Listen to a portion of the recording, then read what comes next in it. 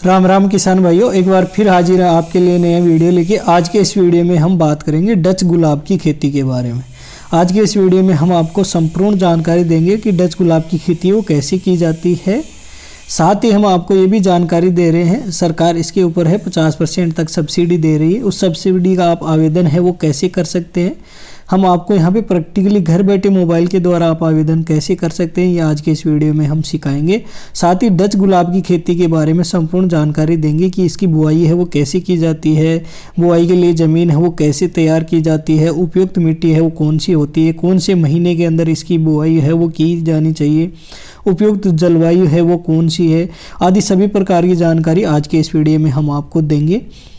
तो डच गुलाब की खेती की तैयारी कैसे करें ये जान लेते हैं। गुलाब के पौधे लगाने के लिए अक्टूबर से दिसंबर के महीना है वो उत्तम माना जाता है। इसके लिए पौधों को अच्छे विकास के लिए 5 से 6 घंटे की अच्छी तेज़ धूप की ज़रूरत होती है। इसके अलावा तेज़ धूप के लिए कीड़े मकोड़े कई बीमारियां हैं वो नष्ट हो जाती हैं। अब आपको ये वहीं पे लगाना है जहाँ पे इसको 5 से 6 घंटे हैं वो लगातार कंटिन्यू धूप है वो मिल सके सर्दियों के मौसम में। एक बार जब ये आप पौधा लगा लेते हैं तो ये लगभग 1 महीने बाद में ये पौधा है वो फूल देना है वो चालू कर देता है। मतलब गुलाब का फूल है 1 महीने के अंदर आपको मिलना है वो चालू हो जाता है जैसे आप ये लगाते हैं।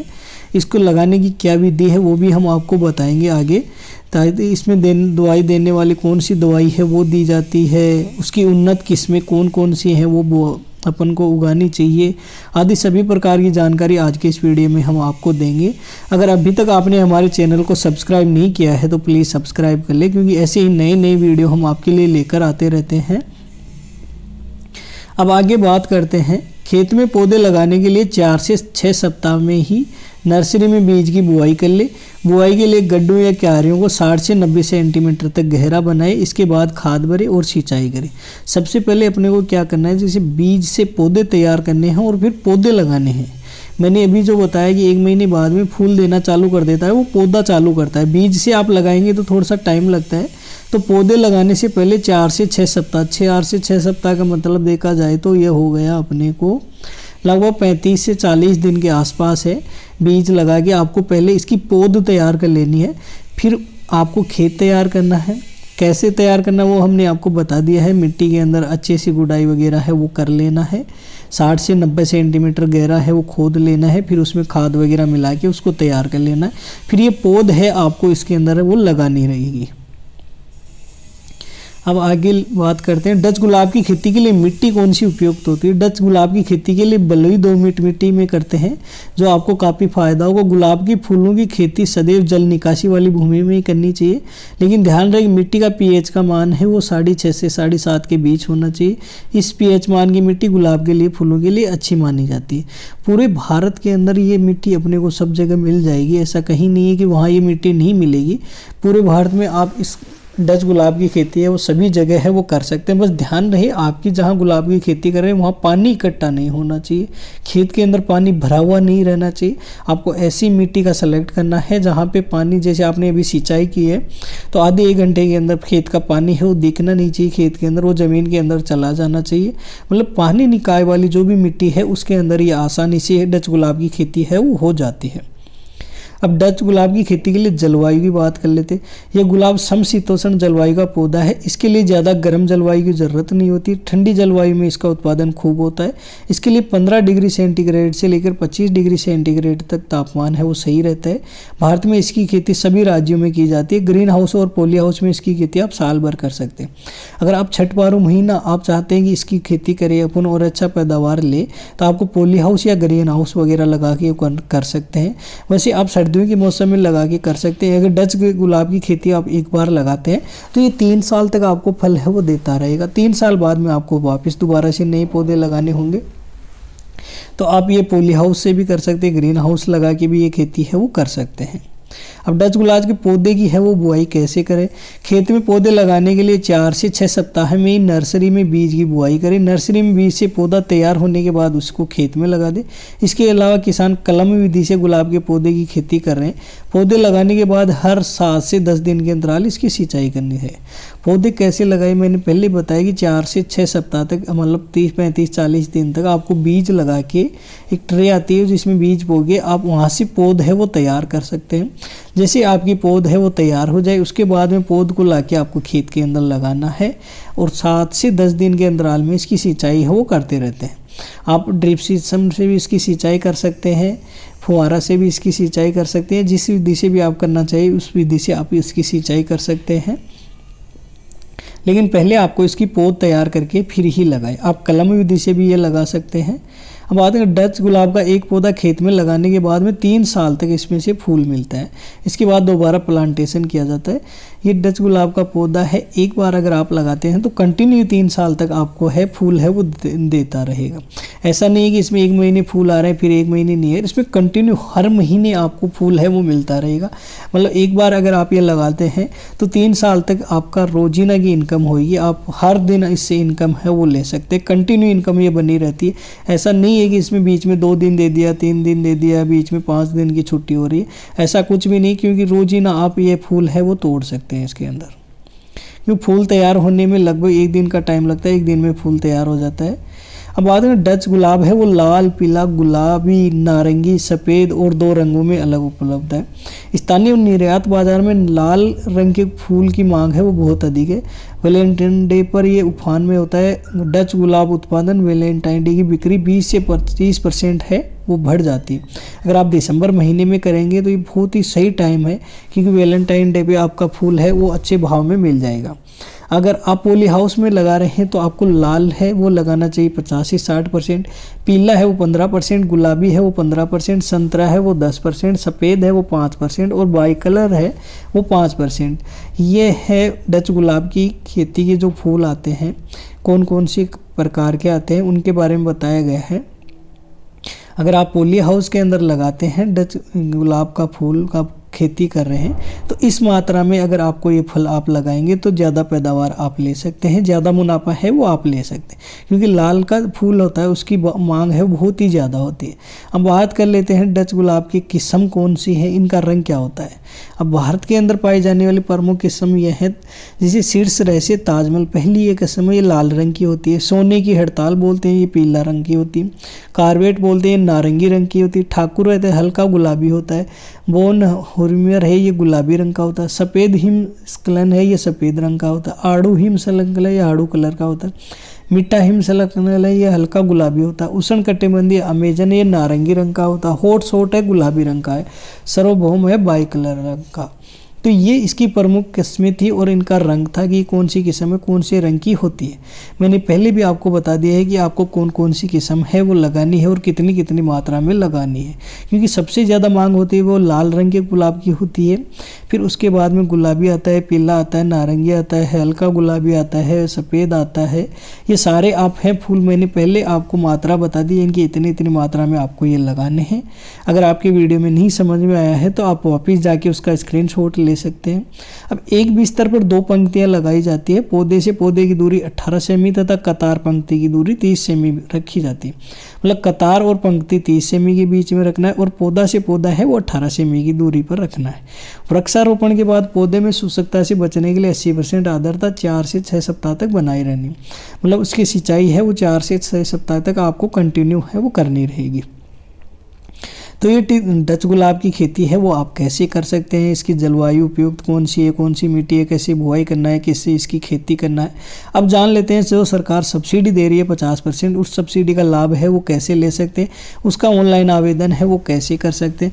तो सबसे पहले आपको गूगल में जाना है, वहाँ पे गूगल में जाके आपको rajkisan.rajasthan.gov.in है, वहाँ पे क्लिक करना है। ये सरकार की ऑफिशियल वेबसाइट है। आज के इस वीडियो में हम ऑफिशियल वेबसाइट पे ऑनलाइन आवेदन कैसे करना है वही हम आपको यहाँ पे करके दिखाएंगे। तो ये ऑफिशियल वेबसाइट आपके सामने खुल के आ गई है, rajkisan.rajasthan.gov। यहाँ पे लॉगिन करने के लिए किसान नागरिक लॉगिन है, यहाँ पे आपको क्लिक करना है। यहाँ जैसे यहाँ पे क्लिक करेंगे तो आप 2 तरीके से इसमें लॉगिन है वो कर सकते हैं। पहला SSO ID के द्वारा लॉगिन कर सकते हैं, दूसरा है जन आधार के द्वारा भी आप इसमें लॉगिन है वो कर सकते हैं। तो हम यहाँ पे अपना जन आधार नंबर डाल के इसमें लॉगिन करेंगे।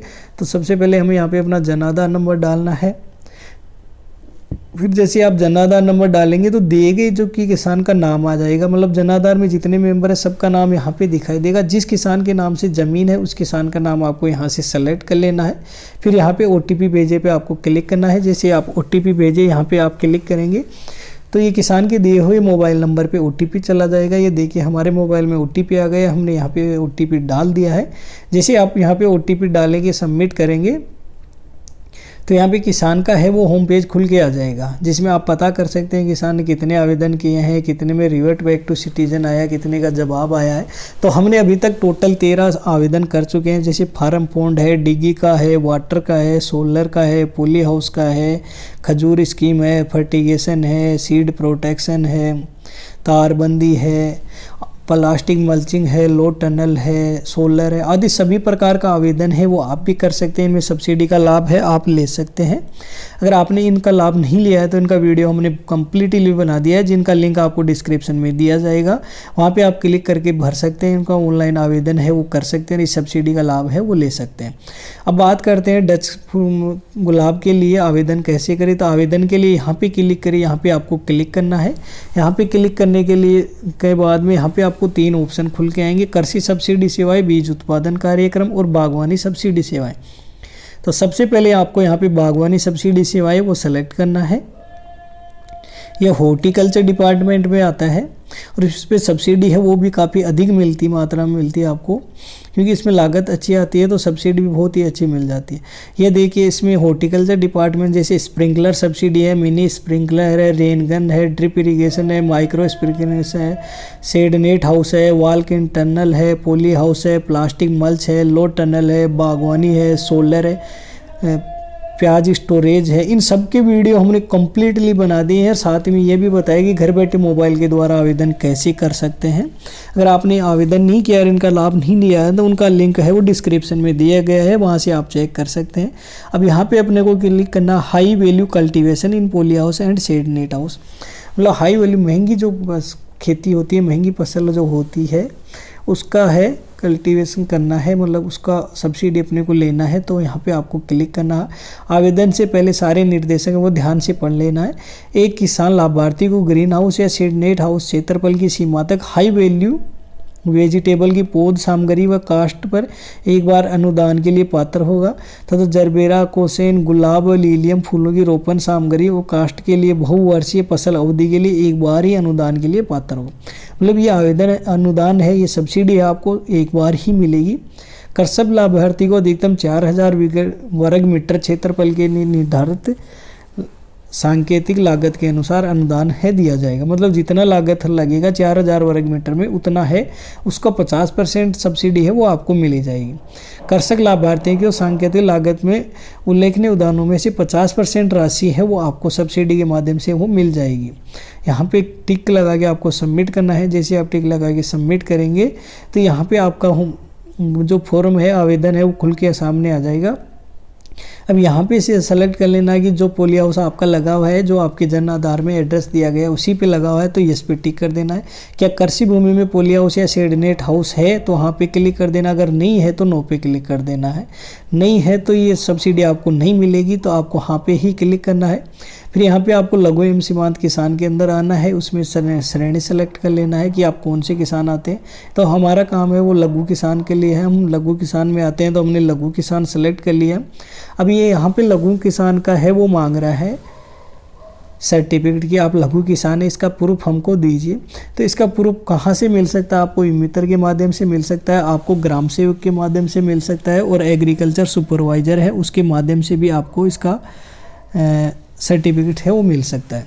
इसके लिए आपको भूमि की ज़मीन है वो आपको 10 बीघा से कम होनी चाहिए। अब यहाँ पे आपको फसल सेलेक्ट कर लेनी है डच गुलाब लीलियम, मतलब डच का गुलाब उगा रहे हैं या लीलियम गुलाब अगर आप उगा रहे हैं तो यहाँ से आपको सेलेक्ट कर लेना है।